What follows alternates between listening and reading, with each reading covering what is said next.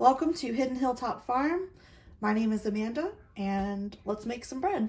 We're going to be using my KitchenAid artisan mixer. She's going to be doing all the heavy lifting for us today. And this is a very simple, easy to make bread recipe, and it's going to be something that you can whip up at home and make some delicious homemade bread. I'm actually going to be making some pepperoni rolls with this recipe as well, so we'll work on those here in a little bit. But let's get started. So we're going to start with half a cup of sugar, and I'm actually going to take 1 tablespoon of sugar and dissolve that into my bowl using 2 cups of hot water. This water is about 110 degrees. I'm going to pour all of that in there. And then we're just going to turn the mixer on for a second to dissolve that sugar. And then we're going to add in a packet of active dry yeast. So you can also use fast rising yeast. It's just going to cut your bread rising time. The active yeast takes a little bit longer to rise and to get everything shaped and to rise again. So you can also use fast acting, or if you're using it out of a large jar, you're going to need 1.5 tablespoons of active yeast. So we're just going to mix this in. So we're going to let this activate for about 5 minutes. We're going to come back. It should be like a foamy, frothy little bowl of goodness, and we'll go from there. Okay, so we're back. It's been 5 minutes. As you can see, we got some bubbling going on here in our water. That is the yeast activating. So we are ready to move on to the next step. We're going to go ahead and dump the rest of that half cup of sugar in here. And then we're going to be adding 1.5 teaspoons of salt.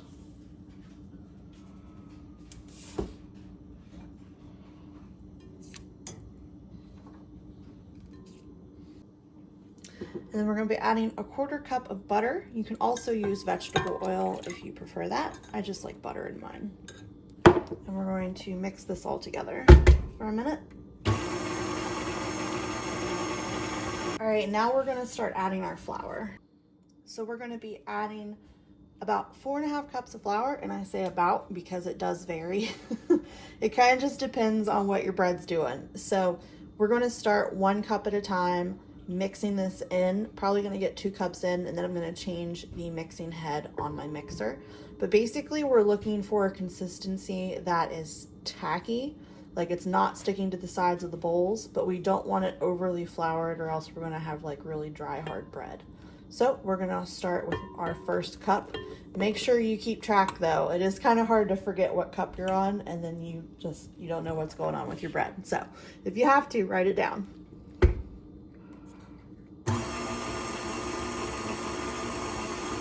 So cup 1 is in. We're going to go ahead and do cup 2 and keep on mixing.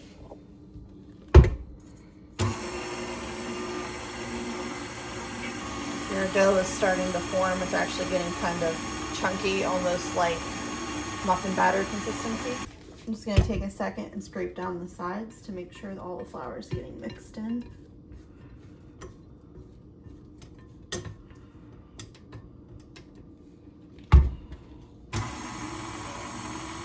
All right, that's what cup 2 looks like. Let's add in cup 3.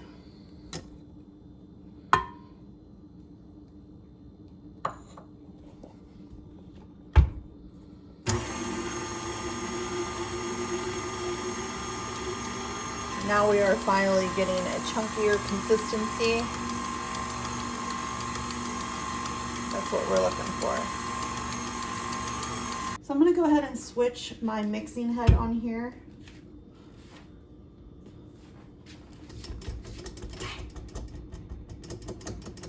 I'm just going to get all the dough off. I'm going to go ahead and put my hook attachment on because we are going to start getting a thicker consistency. This will still incorporate the flour, but it's going to help whenever the dough starts really coming together so that the flour, it actually needs the dough as it goes. And once all the flour has been thoroughly incorporated, we'll start our kneading time. So we got cup number 4. We're going to get that mixing up.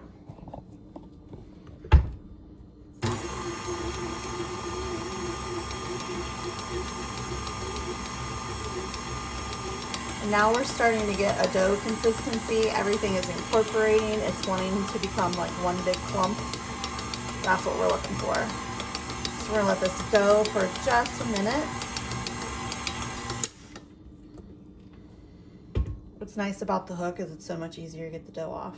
So we are still we're still a little too wet. So I'm going to go ahead and add that other half a cup. So we will be at 4.5 cups total, and then we'll see what we're doing from there. All right, so half a cup more flour in here, and we're gonna go ahead and turn this bad boy back on and see what we get.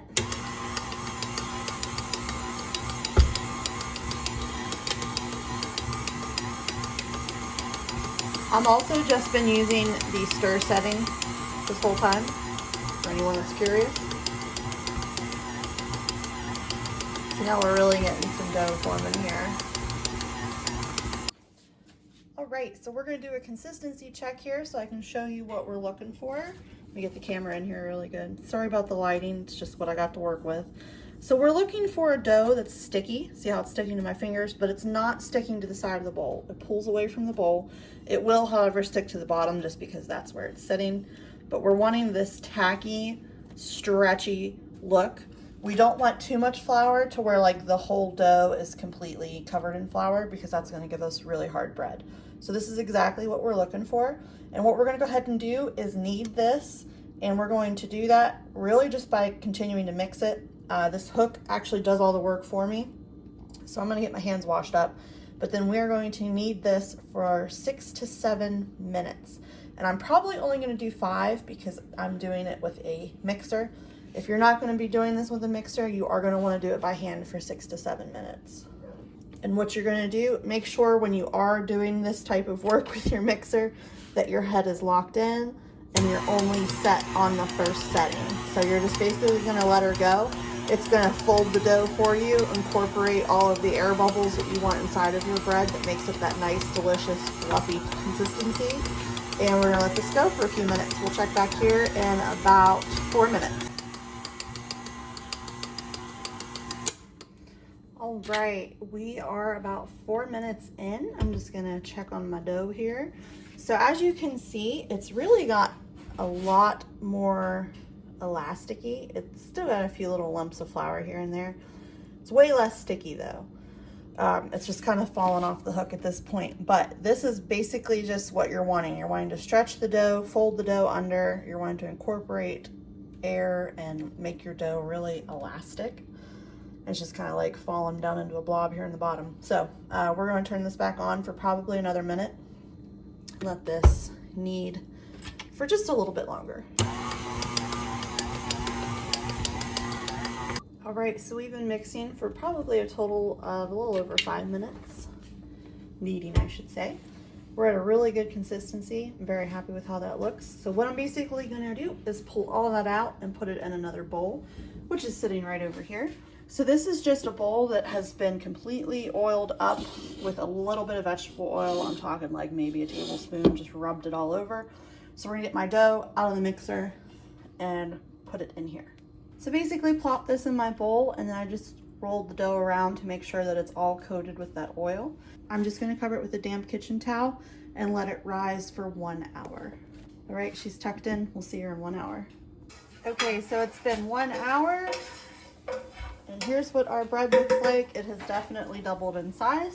So basically what I'm gonna do is punch this down, just like that, and then we're going to cut it in half. Half of it I'm going to use for bread. The other half I'm going to make pepperoni rolls. And over here I just took some Crisco and greased up a bread loaf pan. And then I also put a little bit on this cast iron skillet that I'm going to be making my pepperoni rolls on. So we're going to go ahead and get the bread out into the loaf pan, and then I'll show you how I make pepperoni rolls.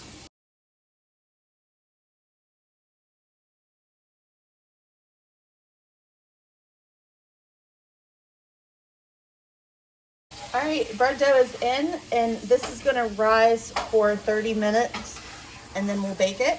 As for the pepperoni rolls, basically what I'm gonna do is pull these into little balls, section them up to see how many rolls I'm gonna get, and then we'll go from there.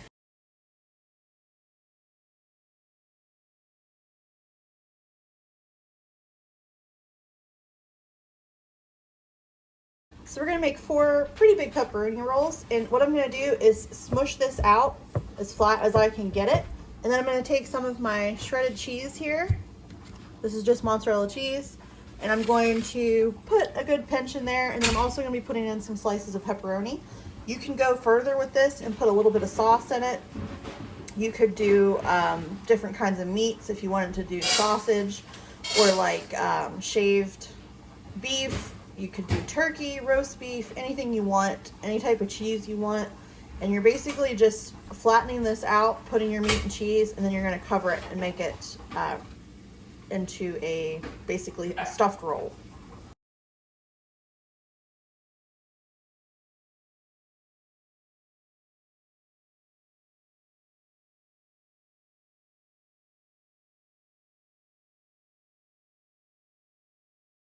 So that's what you're looking for. You just want to put everything in there, cover up your pouch, and then you're going to flip it over. And there's your pepperoni roll. All right, so we got all 4 of our pepperoni rolls done. We got our bread and our loaf. Everything's ready to rise again for 30 minutes, and then we'll be back to throw it in the oven. All right, we are 30 minutes after we plopped everything in here. I kind of would like the bread to be a little taller, but that's okay. The house is kind of cold, so it's not rising real fast. But anyways, these guys puffed up a little bit too. So I'm just gonna take a fork and poke some holes on top of everything just to give it a little air bubbles so that we don't have explosions with the pepperoni rolls. The bread I don't have to worry about. And we're just gonna poke. That just ensures that we don't have any type of explosion because there is air trapped inside of this from putting in the filling. Okay, so we're gonna put these in the oven. We preheated to 350. The bread's gonna go for about 30 minutes. I'm probably gonna do 20 on the pepperoni rolls and see how they're looking and then go from there. All right, so 20 minutes was all I needed for the pepperoni rolls. They came out really good. I'm gonna melt some butter to brush on top to give them that really pretty glossy look. Did have a little bit of cheese explosion, but that's okay. And then these ones are trying to stick together, but that's all right. Once it dries, once it cools, I'll pull everybody apart and just break off that cheese and probably just eat it. And then these get stored in a airtight container and they can actually stay on the counter. They're not gonna last very long, there's only 4. But yeah, I'm gonna melt some butter and get these ready. And then I got the bread in for another 10 minutes. So it'll be 30 minutes total for the bread, and these guys only took 20. Right, I got these guys buttered, so they're just gonna be cooling on this rack, and I'm gonna put my loaf of bread here when it's done. But they look delicious. These guys are huge. I mean, I have a big hand and they're pretty big. These are really good right out of the oven. Dip them in a little marinara sauce. Perfect. Bread's out of the oven, so I'm just gonna go ahead and get this buttered. Just makes the bread nice and soft on top. Gives it a really pretty shine.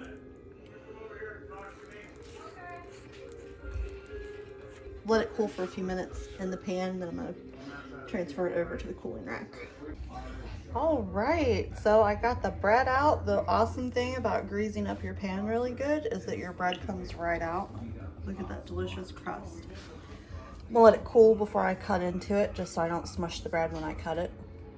I'm also gonna let these guys cool. Like I said, I'm probably gonna eat one of those for dinner, but this took a little over 2 hours. I mean, you got a few minutes in getting your stuff mixed together at the beginning. You got an hour of rising, then you got a half hour of rising again once you put your stuff in your baking dishes, and then you got like a half hour of baking. The bread only took about 28 minutes. I didn't even leave it in for the full 30. And the pepperoni rolls were 20 minutes, so for just a hair over 2 hours, and most of it's downtime.